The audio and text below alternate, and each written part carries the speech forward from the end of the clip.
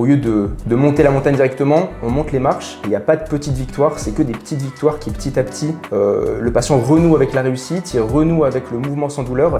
C'est phénoménal. Bonjour à toutes et tous et bienvenue dans ce Mieux vaut prévenir épisode 4. Aujourd'hui je reçois Mathis et avec lui on va discuter un petit peu du mouvement. Le mouvement dans notre quotidien, le mouvement et ses bienfaits évidemment, et puis surtout son intérêt thérapeutique. Du coup Mathis, toi tu es kiné. Moi je suis kiné, oui, tout à fait. Et j'imagine que du coup le mouvement c'est quelque chose qui est important pour toi. C'est quelque chose qui est assez important pour moi. Le mot kiné, kinésithérapeute d'ailleurs c'est thérapie par le mouvement.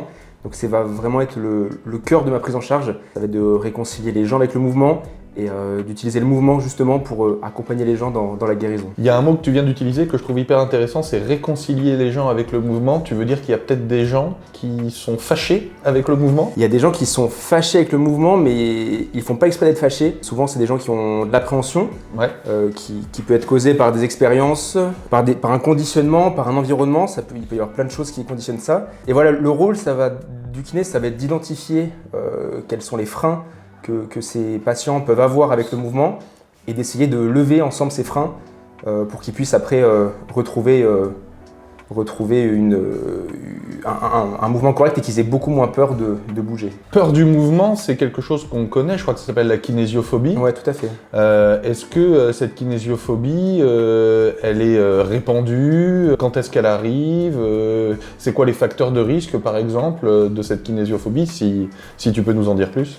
Alors souvent la kinésiophobie, elle arrive avec des douleurs qui sont chroniques. On va retrouver des patients qui ont des douleurs latentes, qui parfois durent depuis plusieurs semaines, plusieurs mois, voire plusieurs années. Et il va y avoir tout un schéma qui va se mettre en place où la douleur va être associée au mouvement. Et du coup, par un mécanisme d'évitement, ce sont des personnes qui vont se retrouver éviter de bouger ou alors faire très attention quand ils bougent pour éviter de recréer leur douleur. Et c'est là, nous, avec l'éducation thérapeutique, on va avoir un vrai rôle pour petit à petit leur faire prendre conscience que le mouvement ce n'est pas toujours, et c'est même rarement la cause de leur douleur. Et à contrario, ça peut vraiment les aider, mieux appréhender, mieux gérer, voire aider à faire disparaître leur douleur. Je discute avec beaucoup de praticiens, qu'ils soient kinés ou ostéo ou médecins, en tout cas des gens qui s'occupent de la douleur musculo-squelettique d'une manière ou d'une autre, et qui me disent la kinésiophobie, ça existe évidemment, mais que si on creuse un peu, il y a surtout à la base une algophobie. En fait, les gens ont peur d'avoir mal et pas forcément peur de bouger à proprement parler. Est-ce que tu as des techniques, toi, ou que ce soit des techniques de communication ou de prise en charge en général, qui te permettent de vraiment faire cette différence ? Alors moi, j'ai souvent l'exemple avec des gens qui ont des douleurs de genoux, où on va venir faire un travail de renforcement musculaire autour du genou. Et souvent, j'aime bien au début des séances demander comment ça s'est passé après la dernière séance qu'on a fait, comment ils ont vécu le post-séance. Et régulièrement, il y a des gens qui me disent « Mathis, j'ai eu super mal, c'était terrible, etc. » En fait, en creusant un peu, ils ont eu des courbatures. Et je me suis rendu compte qu'en fait, il y avait une confusion entre la douleur articulaire du genou, les douleurs au niveau des courbatures. Ils ont du mal à faire le distinguo entre la douleur importante, entre gros guillemets, et la douleur normale suite à un effort physique. Donc il y a tout un travail de savoir différencier quelle douleur est importante, quelle douleur ne l'est pas, pour pouvoir ensuite avancer ensemble. Quand tu dis importante dans ta manière d'appréhender le projet thérapeutique que tu vas mettre en place, puisqu'on est d'accord, la douleur de toute façon, n'importe quelle douleur est importante pour le patient ou la patiente. Quand je parlais de douleur importante, c'est plutôt une douleur qui va être un marqueur de progression dans la prise en charge. Ok, formidable. Est-ce que tu as du coup dans ta prise en charge kiné, donc par le mouvement, au moins en partie, est-ce que tu as d'autres outils que tu mets en place et que tu utilises, je sais pas, comme la communication, tu parlais d'éducation thérapeutique juste avant, comme la communication ou autre chose, est-ce qu'il y a d'autres outils thérapeutiques donc, que tu utilises pour agrémenter ton projet thérapeutique ? Alors moi j'aime bien utiliser l'entretien motivationnel, même si je ne suis pas un pro de l'entretien motivationnel, j'ai quelques rudiments. Et en fait, en discutant avec les patients, en partant de leurs objectifs, de ce qu'ils ont envie que moi je leur apporte en tant que kiné, bien souvent on se rend compte que la douleur diminue leur autonomie et que généralement le projet des gens c'est de retrouver cette autonomie qu'ils ont perdue à cause de la douleur. Et petit à petit, pas à pas, on va souvent arriver sur la conclusion que on retrouve l'autonomie en bougeant, En fait, si on peut bouger sans douleur, on gagne de l'autonomie. C'est en leur faisant comprendre et en établissant avec eux le projet que c'est en bougeant qu'on va arriver à atteindre les objectifs qu'on a fixés en commun.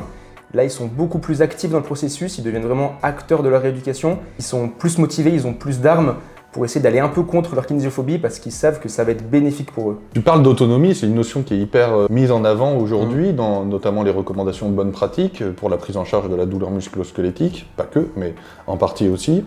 Cette autonomie, elle est déterminante, si je comprends bien, dans l'évolution d'une patho et d'une douleur en particulier. Est-ce que toi, tu as des idées, des astuces, des conseils que on pourrait mettre en avant pour amener nos patients à plus d'autonomie?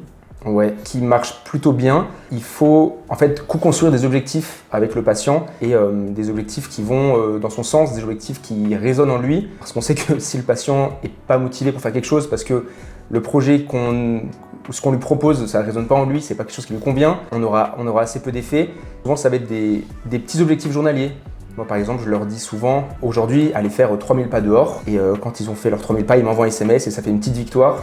Et en fait, au lieu de monter la montagne directement, on monte les marches et il n'y a pas de petites victoires, c'est que des petites victoires qui, petit à petit, le patient renoue avec la réussite, il renoue avec le mouvement sans douleur. Donc tu es en train de me dire que, t'écoutes tes patients. Oui. C'est quand même... C'est pas mal. C'est pas mal. T'écoutes tes patients, tu cherches avec eux, grâce à des outils comme l'entretien motivationnel, à mettre en évidence leur propre motivation. Tout à fait, ouais. Et pas faire l'erreur qu'on a toutes et tous fait, jeunes thérapeutes, qui est de transposer nos motivations comme si c'était les leurs. Ok, et puis tu vas progressif en essayant de redonner de l'autonomie au maximum. Exactement. La progressivité, ça va vraiment être le maître mot, parce que si on se donne des objectifs trop hauts dès le début, ils vont avoir l'impression que ça va être impossible pour eux, qu'ils ne vont pas y arriver. Et en fait, c'est en décortiquant et en créant plein de petites étapes intermédiaires qu'on va y arriver. Souvent, par exemple, dans les premières séances, je leur fais remplir un questionnaire qui va parler de leur douleur, de leur autonomie, où ils vont pouvoir noter de 0 à 5 la difficulté qu'ils ont à faire certains mouvements. Et quelques semaines après, je leur refais passer le questionnaire. Bien souvent, puisque la prise en charge s'étale un petit peu, les progrès sont difficiles à voir parce qu'ils sont continus dans le temps. Quand je leur redonne les 2 questionnaires, factuellement, ils voient qu'il y a eu une vraie progression et une progression qui est objectivée, qui est pas de l'ordre du ressenti, qui est vraiment claire et nette. Ok, ça c'est génial comme idée, c'est en gros tu graves un peu sur le marbre les avancées, ça me paraît vachement intéressant aussi. Bon, merci Mathis pour toutes ces précisions. Tu as une baguette magique et tu es capable d'avoir un outil de suivi de tes patients qui va te permettre de les amener toujours vers plus d'autonomie, toujours de pouvoir les suivre sur ces notions de progressivité, etc., etc. Ça ressemble à quoi, cet outil ?